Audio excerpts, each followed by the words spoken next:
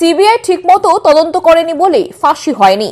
RG Kar medical কলেজে ধর্ষণ এবং খুনের ঘটনায় অভিযুক্ত সিভিক ভলেন্টিয়ার সঞ্জয় রায়কে আমৃত্যু কারাদণ্ডের নির্দেশ দিয়েছে শিয়ালদহ আদালত।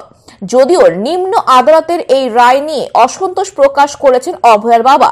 সাজা ঘোষণা হলো, সেখানে আপনাদের তরফ থেকে আপনারা কতটা কি বলবেন? গতকালের এই সাজা ঘোষণা বিচারে একজনকেই দোষী সাব্যস্ত করলো এবং মাত্র যাবজ্জীবন দিল, কি বলবেন? জজের ওপর আমরা পূর্ণ আস্থা রেখেছিলাম, জজ তার আস্থার মর্যাদা রেখেছেন।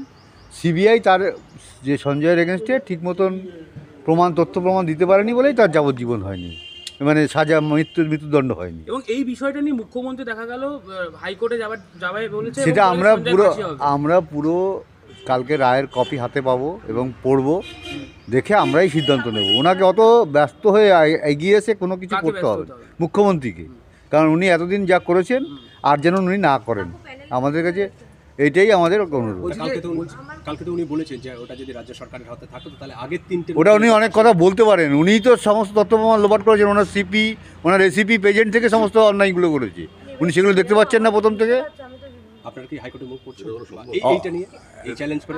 আমরা বললাম তো রায়ের কপি আমাদের কাছে হাতে আসুক, আমরা আগে দেখি বিষয়টা কি জজ বলেছেন, তারপরে আমরা সিদ্ধান্ত। মাটি গাড়া থেকে শুরু করে গুড়া বিভিন্ন জায়গাতে মাটি গাড়ার ভদ্রমহিলার সঙ্গে গতকাল আমার কথা হয়েছে, ওনারা খুব হতাশ এবং 2 মাস দেখবেন, তারপরে উনি নিজেই অনশনে বসবেন বলে কালকে আমাকে বলেছেন।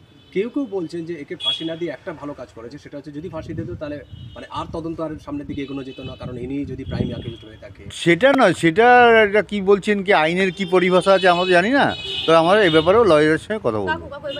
হ্যাঁ ঠিক আছে। হ্যাঁ, আরেক লাস্ট প্রশ্ন আমার, যে আপনাকে কালকেও জজ সাহেব বলেছিলেন টাকা দেওয়ার কথা, 17 লক্ষ না, কম্পেনসেশনের কথা বলেছেন এবং আমি ওনাকে সঙ্গে সঙ্গে অ্যাপোজ করেছি যে আমরা টাকা দিয়ে আমার মেয়েরকে বিক্রি যায়নি, এখানে বিচার চাইতে এসেছি। এবং উনি বলেছেন দেখুন বিষয়টা আমার হাত পা বাঁধা আইনের কাছে, যেটা লিখতে হয় আমি সেটা লিখেছি, এটা আপনারা যা করবেন সিদ্ধান্ত। মানে সিবিআই ঠিকমতো সঠিক তথ্য পরিবেশন করেনি বলেই কালকে সঞ্জয়ের ফাঁসি হয়নি। ওকে, ধন্যবাদ।